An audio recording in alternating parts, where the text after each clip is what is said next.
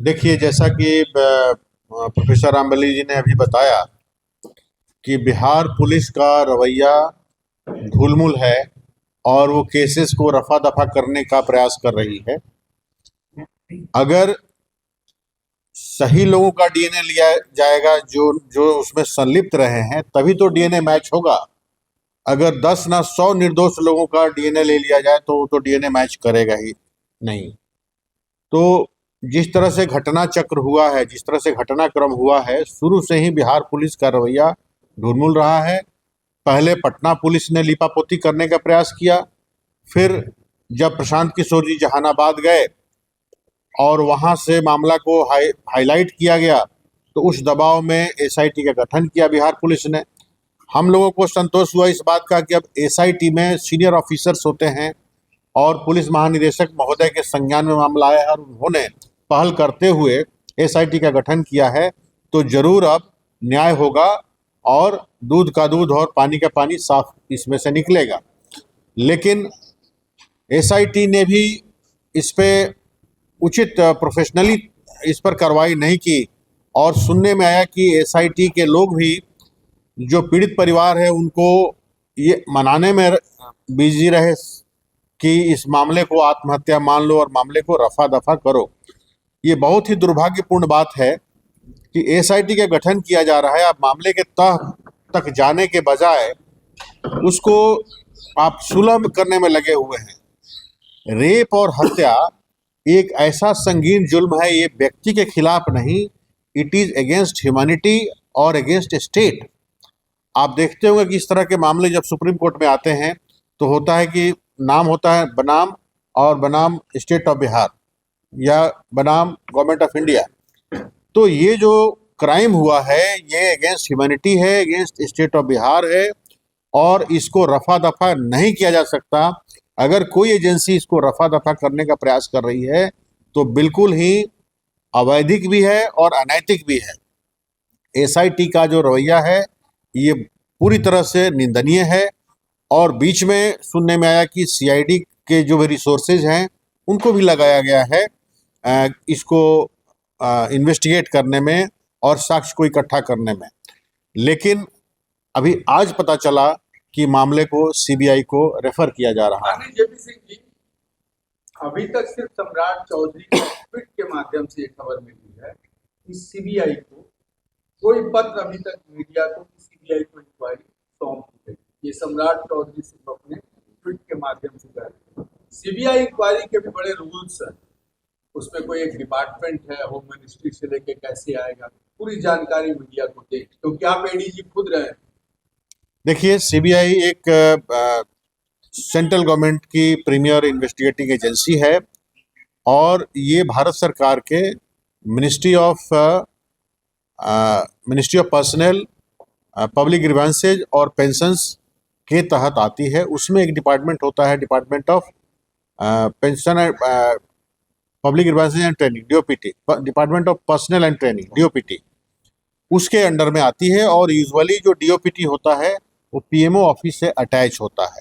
तो प्रैक्टिकली आप समझ सकते हैं कि सीबीआई डीओपीटी के अंडर में होती है और डीओपीटी प्राइम मिनिस्टर ऑफिस के अंदर काम करता है। तो ये तो भारत सरकार में सिस्टम है। सीबीआई कई प्रकार के केसेस का इन्वेस्टिगेशन करती है। सबसे पहले मैं आपको ये बताता हूँ कि किन किन तरह के केसेज वो ले सकती है। केंद्र सरकार के कहीं भी कर्मचारी हैं या यूनियन टेरिटरी के कर्मचारी हैं तो उन पर सीबीआई का डायरेक्ट जुरिस्डिक्शन है उनके खिलाफ केसेस लेने का। लेकिन जब राज्य सरकार की बात आती है तो Delhi special police establishment act 1946 के तहत आर्टिकल 6 में ये प्रोविजन है कि राज्य सरकार जब कोई केस सीबीआई को रेफर करेगी तभी सीबीआई उस केस को ले सकती है, वरना राज्य सरकार का मतलब इस केस में बिहार पुलिस का कोई केस सीबीआई सुओ मोटो नहीं ले सकती है। इस केस में जैसा कि ट्वीट से पता चला है गृह मंत्री के कि सीबीआई को केस रेफर हो रहा है, इसका मतलब है कि राज्य सरकार भारत सरकार को पत्र लिखेगी कि ये एक ऐसा संगीन अपराध है जिसको हम लोग चाह रहे हैं कि सीबीआई इन्वेस्टिगेट करे, और इसलिए सीबीआई को इन्वेस्टिगेशन दिया जाए। अमूमन इस तरह के जो हत्या और बलात्कार के केसेज, जो ऑर्गेनाइज्ड क्राइम टाइप केसेज होते हैं या फाइनेंशियल फ्रॉड होते हैं, उस तरह के केसेज सीबीआई आसानी से ले लेती है। अमूमन इस तरह के केसेज लेने में वो हिचकिचाते हैं, क्योंकि इस तरह की वारदातें पूरे देश में चारों तरफ होते हैं और उनके पास रिसोर्सेज का भी अभाव है। लेकिन अगर ऐसा केस जो बहुत ज़्यादा पब्लिक लाइमलाइट में है और जिसमें बहुत ह्यू एंड क्राई है, जिसमें आंदोलन की स्थिति है और बहुत बड़ा जनहित मुद्दा उसमें फंसा हुआ है, तो सीबीआई भी इस केस को इन्वेस्टिगेट करती है। लेकिन सीबीआई से इसका लेकर कंकरेंस और सेंट्रल गवर्नमेंट का जो डीओपीटी है उसको नोटिफाई करता है। एक बार डीओपीटी ने नोटिफाई कर दिया तो सीबीआई ने ऑफिशियली उस केस को ले लिया। फिर सीबीआई जब केस जैसे ही लेती है, उस केस के उसके आधार पर एक नया एफआईआर करती है और यहाँ से सीबीआई का जुरिस्डिक्शन उस केस पर शुरू होता है। मानते हैं कि लीपा पोती का पूरा ये है। देखिए, पटना पुलिस का रवैया आप लोगों को मालूम है। पटना पुलिस ने पूरी तरह से लीपापोती का प्रयास किया। एसआईटी का भी रवैया सर ने जैसा बताया आपने देखा ही। सीआईडी के इन्वॉल्वमेंट के बावजूद केस सॉल्व नहीं हो रहा था। इसका मतलब है कि मुख्यमंत्री महोदय भी और गृह मंत्री महोदय भी ये पूरी तरह से इस बात को मानते हैं कि बिहार पुलिस इस मामले को की जांच करने के लिए, अन्वेषण करने के लिए, सॉल्व करने के लिए सक्षम नहीं है। तो ये अपना फेलियर स्वयं स्वीकार करते हैं, तभी ये मामले को सीबीआई को रेफर कर रहे हैं। जहां तक सीबीआई की बात है, अनेक ऐसे केसेज हुए हैं राज्य सरकारों में जिसको राज्य की पुलिस जिसका अन्वेषण करने में, जिसका इन्वेस्टिगेशन करने में सफल नहीं रही है, लेकिन सीबीआई हमारे देश की प्रीमियर इन्वेस्टिगेटिंग एजेंसी है और वो उस केस को सॉल्व करते हैं और मुजरिमों को सजा दी गई है। उदाहरण के तौर पर अगर हम ले हिमाचल प्रदेश का, तो अभी 2017 में एक केस हुआ था, आप लोगों ने भी सुना होगा, गुड़िया रेप केस हुआ था। उसमें भी बलात्कार और फिर बाद में हत्या हो गई थी। उस केस में भी स्टेट पुलिस ने पहले काम किया, लेकिन लोगों को संतोष नहीं था।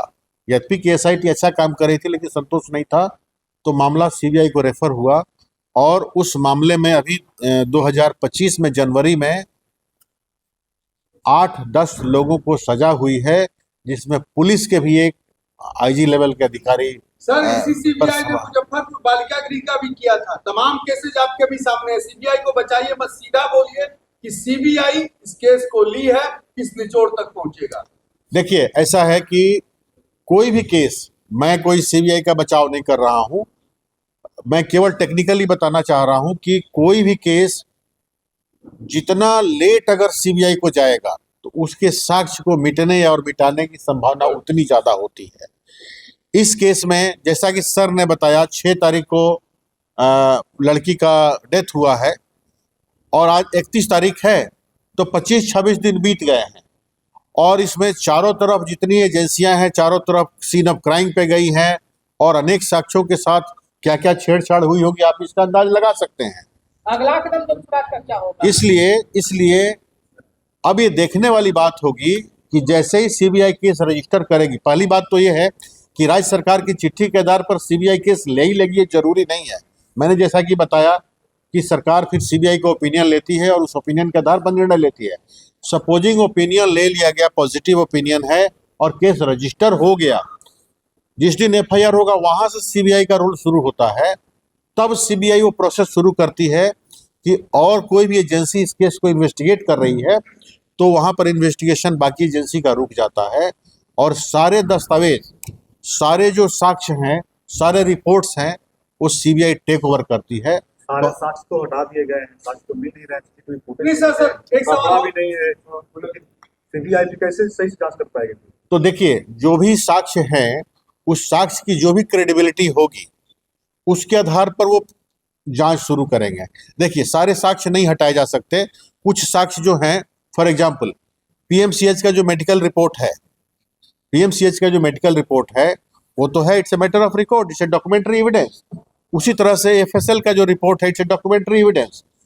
अगर लड़की का बॉडी अगर नहीं अंत्येष्टि नहीं किया गया होता तो हो सकता है कि एक बड़ा मेडिकल बोर्ड गठित करके दोबारा पोस्टमार्टम सीबीआई कराई होती और उससे कुछ और भी चीजें निकलती, लेकिन इस केस में तो वो अब संभावना नहीं है।